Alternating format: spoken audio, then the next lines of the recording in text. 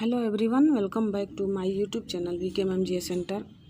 हमारे YouTube channel में आप सबका बहुत बहुत स्वागत है। कैसे हैं आप सब? उम्मीद करते हैं कि आप सब बहुत अच्छे होंगे। जो मैथ की बेसिक जानकारी है वहाँ से हम लोग शुरू करते हैं और आज हम लोग इस क्रम में संख्या पद्धति के बारे में जानेंगे। ये जो छात्र जिनको समस्या होती है मैथ को समझने में, तो उनको यह वीडियो अवश्य देखना चाहिए, क्योंकि हम लोग इस वीडियो में बेसिक से जो भी मैथ्स के टॉपिक हैं उसको हम लोग कवर करेंगे। प्रतियोगी परीक्षाएं एवं जो भी स्टूडेंट हैं जिनको बेसिक से मैथ कमज़ोर है, उनके लिए यह वीडियो बहुत ही महत्वपूर्ण होगा। और हम लोग इस वीडियो में बेसिक से हम लोग जानकारी लेंगे। ऐसी जानकारी जो 6, 7th, 8th या 5th में पढ़ने वाले बच्चे भी इसको देख सकते हैं, और कंपटीशन के लिए तो ये महत्वपूर्ण है ही। और इस वीडियो में संख्या पद्धति से कौन कौन से टॉपिक जो हैं वो पूछे जाते हैं परीक्षाओं में, उनको हम लोग विस्तृत रूप से देखेंगे, उसके उदाहरण को देखेंगे। तो हमारी वीडियो को आप लोग पूरा देखिएगा। वीडियो अच्छा लगता है तो लाइक, सब्सक्राइब, कमेंट अवश्य करिएगा। हम लोग शुरू करते हैं, आज की टॉपिक को देखते हैं। संख्या पद्धति में सबसे पहला जो पॉइंट आता है उसको अंक बोलते हैं। ये सबसे छोटी इकाई होती है अंक। ये हम लोग जानते हैं, अंक जो होता है वह 0 से शुरू होता है। 0, 1, 2, 3, 4, 5, 6, 7, 8, 9। 0 से लेकर 9 तक को अंक कहते हैं। हमारी संख्या पद्धति जो होती है अथवा दार्शनिक प्रणाली, इन्हीं 10 अंकों का प्रयोग होता है। जैसे जो दार्शनिक प्रणाली होती है, इनमें जो ये दिए गए हैं अंक, इन्हीं का प्रयोग होता है। अंक गणित में सभी संख्याएं इन्हीं अंकों से बनती है, यानी कि जो हम लोग मैथ पढ़ते हैं, जो भी अंक पढ़ते हैं, उसमें जो भी संख्याएं पढ़ते हैं वह इन्हीं अंकों से मिलके बनती हैं। इसके बाद उसका दूसरा पॉइंट आता है प्राकृत संख्या। प्राकृत संख्या किसे कहते हैं? यानी गिनती की संख्या को प्राकृत संख्या कहते हैं। जो गिनती की संख्या होती है उसे कौन सी संख्या कहते हैं? तो प्राकृत संख्या कहते हैं। प्राकृत संख्या का एग्जाम्पल क्या है? 1, 2, 3, 4, 5, 6, 7 या अनंत तक। सबसे छोटी प्राकृत संख्या जो है वह कौन सा है? तो वह 1 है। और सबसे बड़ी प्राकृत संख्या जो है उसको ज्ञात करना संभव नहीं है, यानी कि वह अनंत होता है। जो प्राकृत संख्या होता है वो उसकी जो संख्याएं होती हैं अनंत होती हैं, और सबसे छोटी जो संख्या होती है वह क्या होती है? 1 होती है। और सबसे बड़ी संख्या हम लोग उसका ज्ञात करना संभव नहीं होता है, तो ये प्राकृत संख्या कहलाती हैं। हम लोग यहाँ देखते हैं जो हाईलाइट है, सबसे छोटी संख्या कौन सी है? 1 है। और सबसे बड़ी प्राकृत संख्या जो है वह ज्ञात करना संभव नहीं है। इसके बाद हम लोग देखते हैं अगला बिंदु है पूर्ण संख्या। अब हम लोग पूर्ण संख्या क्या है इसको जानेंगे। यानी कि प्राकृत संख्या में जो प्राकृत संख्या होती है, इनमें संख्यांक 0 को शामिल करने से जो संख्या प्राप्त या संख्या का परिवार प्राप्त होता है वह पूर्ण संख्या कहलाती है। यानी कि इसका मतलब ये हुआ कि जो प्राकृत संख्याएं हैं इनमें संख्यांक 0 को शामिल जब कर दिया जाता है तो उसे प्राप्त संख्या जो होती है वह क्या संख्या कहलाती है? तो पूर्ण संख्या कहलाती है। हम लोग देखते हैं 0, 1, 2, 3, 4, 5, 6, इसके बाद से वो अनंत तक होता है। इसके बाद हम लोग देखेंगे सम संख्या। यानी सम संख्या क्या होती है? ऐसी प्राकृत संख्या जो 2 से पूर्णतः विभाजित हो जाए, सम संख्या कहलाती है। यानी कि ऐसी प्राकृत संख्या जिससे वह क्या होती है, जो 2 से पूर्णतः विभाजित हो जाती है, वह सम संख्या कहलाती है। इस सम संख्या का एग्जाम्पल यहाँ पे है 2, 4, 6, 8, 10, 12, 16, 18। यानी कि इसके आगे जो भी सम संख्या आती जाएंगी, यानी कि सम संख्या के इकाई के जो इकाई का अंक होता है उसके स्थान पर 0, 2, 4, 6, 8 आते हैं। इस तरह से जो संख्याएं हैं वह कौन सी संख्या कहलाती है? तो सम संख्या कहलाती है। और यह संख्याएं क्या होती हैं? 2 से पूर्णतः विभाजित हो जाती हैं। ऐसी संख्याओं को सम संख्या कहते हैं। विभाजित हो जाती है या कट जाती हैं, ऐसी संख्याओं को कौन सी संख्या कहते हैं? तो सम संख्या कहते हैं। इसके बाद है विषम संख्या, यानी कि विषम संख्या कौन सी कहलाती है? तो वैसी प्राकृत संख्या, यानी कि जो ऐसी प्राकृत संख्या है जो 2 से पूर्णतः विभाजित न हो। इसका मतलब यह है कि ऐसी कोई भी संख्या हो, यानी जो प्राकृत संख्या हो जो किससे विभाजित ना हो, तो वो 2 से नहीं विभाजित हो या 2 से न कटे, तो ऐसी संख्या को विषम संख्या कहा जाता है। इसका एग्जाम्पल है 1, 3, 5, 7, 9, 11, 13, 15, 17, 19, 21, 23, इस तरह से जो संख्याएं होती हैं वो विषम संख्याएं कहलाती हैं। विषम संख्याओं के इकाई के अंक के स्थान पर एक इसका यह पहचान चिन्ह होता है कि उसके इकाई के जो अंक होते हैं, यानी इकाई का अंक जो है 3 है, 5 है, 7 है, 9 है, 1 है, इसके स्थान पर केवल यही अंक आता है, जैसे 1, 3, 5, 7 और 9 आता है। तो ऐसी संख्याओं को विषम संख्या कहा जाता है। अब हम लोग जानेंगे भाज्य संख्या के बारे में, यानी भाज्य संख्या क्या होती है। भाज्य संख्या को संयुक्त संख्या या यौगिक संख्या भी कहा जाता है। तो इसके 3 नाम हैं, भाज्य संख्या, संयुक्त संख्या या यौगिक संख्या। ये आप लोग याद रखेंगे। भाज्य संख्या होती है, यौगिक संख्या होती है, उसी को संयुक्त संख्या भी कहा जाता है।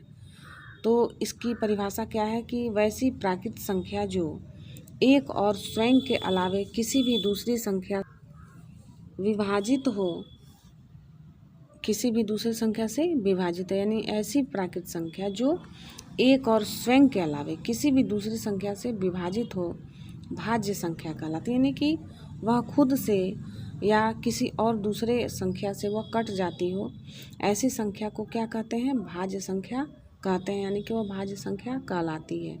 यानी कि वह संख्या क्या होती है कि एक से और वह स्वयं से यानी खुद से या किसी अन्य दूसरी संख्या से वह संख्या क्या होती है? कट जाती है पूरी, तो वह भाज्य संख्या कहलाती है। अथवा इसको हम 2 रूपों में देख सकते हैं कि वैसी प्राकृत संख्या, यानी वैसी प्राकृत संख्या जो है जिसकी अपवर्तों की संख्या 2 से अधिक हो, उसे भाज्य संख्या कहते हैं। यानी कि वैसी प्राकृत संख्या जिसके जो अपवर्तक होते हैं उसकी संख्या 2 से क्या होती है? अधिक हो, उनको हम क्या कहते हैं? भाज्य संख्या कहते हैं। इसका जो एग्जाम्पल है वह है 4, 6, 8, 9, 10, 12, 14 और इसके आगे भी जो संख्याएं हैं इस तरह की, वह भाज्य संख्या कहलाती है। 14, 16, 18, 20, इस तरह से हम लोग पूरे जो गिनती है उसमें हम लोग इसको देखते चले जाते हैं। तो जो भी 2 से कट जाए संख्या है वह कौन सी संख्या कहलाएगी? भाज्य संख्या कहलाएगी। 2 से कट जाए, खुद से कट जाए या किसी ऐसे जो अन्य अंक है उससे कट जाए, तो ये भाज्य संख्या कहलाती है। इसके बाद हम लोग देखते हैं अभाज्य संख्या को। अभाज्य संख्या क्या आती है कि अभाज्य संख्या मतलब वह संख्या होती है जो एक से कटे और स्वयं से कटे। यानी कि अभाज्य संख्या जो होती है वह एक से कटती है और खुद से कटती है। ऐसी संख्याओं को अभाज्य संख्या कहते हैं। और इसके यहाँ पे उदाहरण हैं, एग्जाम्पल हैं 1, 3, 5, 7, 11, 13, 17, 19, 23, 29, 31, 37, 41, 43, 47, 53, 59, 61, 67, 71, 73, 79, 83, 89 और 97, ये क्या हैं? अभाज्य संख्याएं हैं। अब इसकी एक क्वालिटी ये है कि ये संख्या जो है 1 से लेकर 100 तक जो संख्याएं होती हैं, इनमें अभाज्य संख्या की संख्या कितनी होती है? तो 25 होती है। यानी कि 1 से लेकर 100 तक जो संख्याएं हैं, इनमें अभाज्य संख्याओं की जो संख्या है वह कितना है? तो वह 25 है। यानी कि 25 अभाज्य संख्याएं हैं 1 से लेकर 100 तक की गिनती में। अभाज्य संख्याओं को असंयुक्त या रूढ़ संख्या कहते हैं। यानी जो अभाज्य संख्याएं होती हैं इनके 2 नाम और हैं, वो कौन से हैं? असंयुक्त संख्या या रूढ़ संख्या। तो जब भी कहा जाए कि अभाज्य संख्याओं के कौन कौन नाम और हैं, तो इसमें यह 2 नाम आते हैं, असंयुक्त संख्या या रूढ़ संख्या कहलाती है। इसके बाद हम लोग देखते हैं जुड़वा अभाज्य संख्या। यानी कि जुड़वा अभाज्य संख्या क्या होती है? जिन 2 अभाज्य संख्याओं के बीच का अंतर 2 हो, तो वे दोनों संख्याएं जुड़वा अभाज्य संख्या कहलाती हैं। यानी कि ये जुड़वा होती हैं, जैसे जुड़वा का मतलब ये आप लोग जानते होंगे, यानी कि जो संख्याएं एक साथ आती हैं और इनमें क्या होता है कि यह दो अभाज्य संख्याओं के बीच में अंतर जो होता है वो कितना होता है, 2 होता है। तो वे दोनों संख्याएं जुड़वा अभाज्य संख्याएं कहलाती हैं। हम इसके उदाहरण में देख सकते हैं 3 5, 5 7, 11 13, 17 19, 29 31, 41 43, 59 61, 71 और 73। ये क्या है, तो ये जुड़वा अभाज्य संख्याओं की ये उदाहरण है इतने।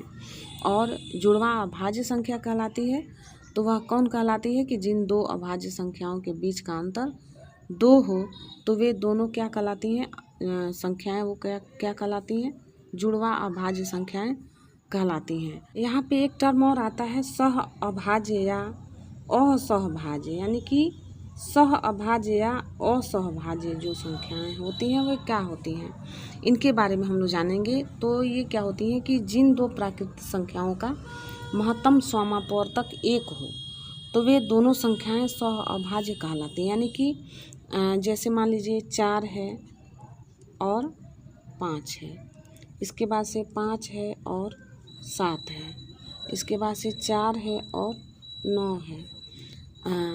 फिर अन्य अंक ले लेते हैं, 12 को 13 को ले लेते हैं, जैसे 12 है और 13 है। इसी तरह से 1 और 5 भी हो सकता है, 1 और 5 भी हो सकता है।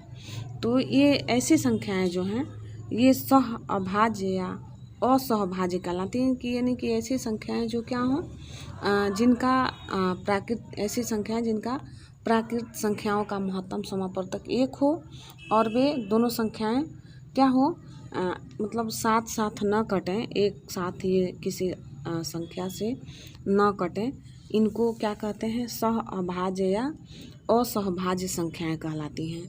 यहाँ पे ध्यान देने की बात ये है कि प्रत्येक जुड़वा जो अभाज्य या सह अभाज्य होती हैं, यानी जो प्रत्येक जुड़वा अभाज्य होता है वह सह अभाज्य होगी, लेकिन प्रत्येक सह अभाज्य जो होता है वह जुड़वा अभाज्य नहीं होती हैं। यानी कि जो प्रत्येक अभाज्य होता है वह सह अभाज्य होगा। यानी कि जो प्रत्येक अभाज्य होता है, जैसे 1 5, 5 7, ये जो है क्या होती हैं कि जो ये अभाज्य संख्याएं हैं, जुड़वा अभाज्य संख्याएं, यह सह अभाज्य होंगी, लेकिन प्रत्येक जो सह अभाज्य जो जुड़वा हैं वह अभाज्य नहीं होंगी। एक पॉइंट और ध्यान देने की है कि दो क्रमागत प्राकृत संख्याएं, जो दो क्रमागत हैं प्राकृत संख्याएं सह अभाज्य होती हैं। यानी क्रमागत जो है ये 4 5 है, 5 12 13 है। तो इस तरह से जो दो क्रमागत प्राकृत संख्याएं होती हैं वो क्या होती हैं, सह अभाज्य कहलाती हैं। अब हम लोग संपूर्ण संख्या के बारे में जानेंगे। संपूर्ण संख्या क्या होती है, यानी वैसी प्राकृत संख्या जिसके सभी अपवर्तकों का योग संख्या मान से दोगुना हो, तो वह कौन सी संख्या कहलाती है, तो वह संपूर्ण संख्या कहलाती है। यानी कि जो संपूर्ण संख्या है वह उसको मतलब डिफिनीशन पे हम लोग देखते हैं इस तरह के कि वैसी प्राकृत संख्या, यानी वैसी प्राकृत संख्या जिसके सभी अपवर्तकों का योग संख्या के मान से दोगुना हो, तो वह संपूर्ण संख्या कहलाती है। यहाँ एग्जाम्पल है यहाँ पे 6 और 28, यानी कि 1 से लेके जो 100 की संख्याएं हैं इनके बीच में मात्र यही दो संपूर्ण संख्याएं हैं, 6 है और 28 है। तो 1 से लेके 100 तक के बीच कितनी अपूर्ण संख्याएं हैं, तो उनकी संख्या कितनी है, तो 2 है, और वह संख्याएं कौन कौन हैं, तो 6 हैं और 28 हैं।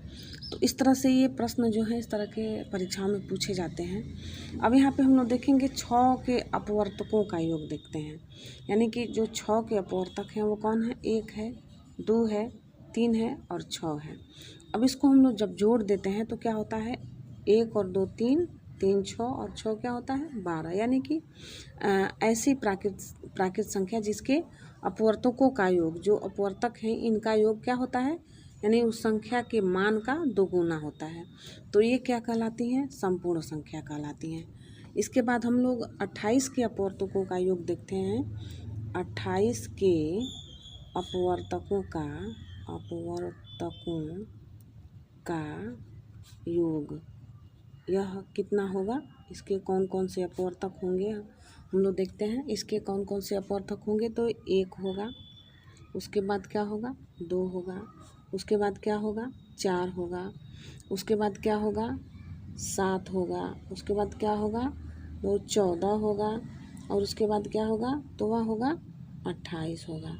यानी कि यह जो 28 है 1 से भी कटेगा, 2 से भी, 4 से भी, 7 से भी, 14 से भी और 28 से, यानी कि खुद से भी वो कटेगा। इसका मतलब जो 28 के अपवर्तकों का योग होगा वह कौन सा होगा 1, 2, 4, 7, 14 और 28, यानी कि 28 इन सभी संख्याओं से क्या होगा कि पूरी तरह से विभाजित हो जाएगा। तो ये इसके अपवर्तक हैं और इसका योग जो होगा, इसका 28 के अपवर्तकों का योग सबको हम जोड़ेंगे, 1, 2, 4, 7, 14 और 28 को जोड़ेंगे तो यहाँ पे 56 होगा। कितना होगा तो 56 होगा। तो ये 28 के अपवर्तकों का योग कितना है तो 56 है। तो यहाँ पे संपूर्ण संख्या जो है, यहाँ पे वहाँ जो इसका उदाहरण हम लोगों ने पहले देखा है, परिभाषा देखा है, उसके बाद ये उदाहरण है। तो इस परिभाषा में यह जो 6 और 28 का अपवर्तक है, इससे हम लोग इसका उदाहरण को देख सकते हैं कि संख्याएं जो हैं वह पूर्ण संख्या कौन सी हैं, और ये उसके दोनों उदाहरण हो गए। अब हम लोग रामानुजन संख्या के बारे में जानेंगे, यानी कि यह रामानुजन संख्या कौन सी है, किसे कहते हैं।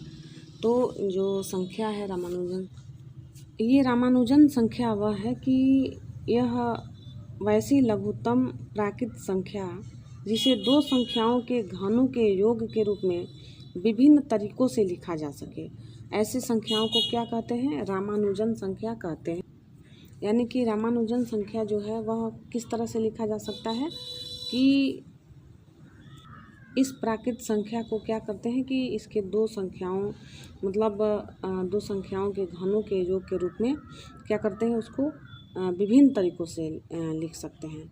जैसे 1729 है, 1729 इसको हम लोग ऐसे भी लिख सकते हैं 10 पर घात 3 धन 9 पर 3 और यहाँ पे 12 पर 3 धन 1 पर 3, यानी कि 10 का क्यूब 9 का क्यूब 12 का क्यूब और 1 का क्यूब, इस तरह से हम इसको लिख सकते हैं किसको रामानुजन संख्या को। यानी कि ये क्या हो जाएगा जो 10 का क्यूब होगा इसको हम लोग कैसे इसको कर सकते हैं, यानी यह जो संख्या है ये और ये इसके बराबर हो जाएंगी, ये और ये इसके बराबर हो जाएंगी, तो ये रामानुजन संख्याएं कहलाती हैं। हम लोग देखते हैं कि परिमेय संख्याएं जो पी क्यू के रूप में हों, और क्या ऐसी संख्याएं जो किसके रूप में हों पी और किसके रूप में क्यू के रूप में हों, और या वह पी या क्यू के रूप में ये व्यक्त की जा सके, तो वहाँ पर पी का जो मान होता है 0 और क्यू जो होता है वो क्या होता है कि दोनों पूर्णांक संख्या होती है। जैसे कि यहाँ पे एक संख्या आती है, देखते हैं हम लोग, जैसे कि जो संख्या है यहाँ पे क्या है 6/7 हो गई, 4/9 हो गई, 11/7 हो गई, 5 हो गया, 0 हो गया और करणी में क्या हो गया 4 हो गया। तो इस तरह की यह जो आदि संख्याएं हैं यह क्या कहलाती हैं, तो यहाँ पे ये परिमेय संख्याएं वाली जो हैं वह इस रूप में इनको लिखा जा सकता है। इनके जो क्यू होता है इसका मान क्या हो जाता है 0 हो जाता है, और पी और क्यू दोनों जो पूर्णांक संख्याएं होती हैं इनमें ये जो संख्याएं इस तरह की हैं। हम लोग जानते हैं कि प्रत्येक प्राकृत संख्या जो होती है वह कौन सी संख्या होती है परिमेय संख्या होती है। इसको ध्यान देना है कि प्रत्येक कौन सी संख्या प्राकृत संख्या, प्रत्येक प्राकृत संख्या कौन सी संख्या कहलाती हैं परिमेय संख्या कहलाती हैं। परिमेय संख्या यानी कि जो प्रत्येक प्राकृत संख्या है वह कौन सी संख्या है? परिमेय संख्या है। प्रत्येक पूर्ण संख्या जो होती है, यहाँ पे देखते हैं कि जो प्रत्येक पूर्ण संख्या जो होती है, पूर्ण संख्या जो होती है वह क्या कहलाती है? वह भी परिमेय संख्या होती है। यानी कि परिमेय संख्या हैं। यानी कि क्या है कि प्रत्येक पूर्ण संख्या भी क्या है? परिमेय संख्या है। उसके बाद ध्यान देने के लिए एक बात और है।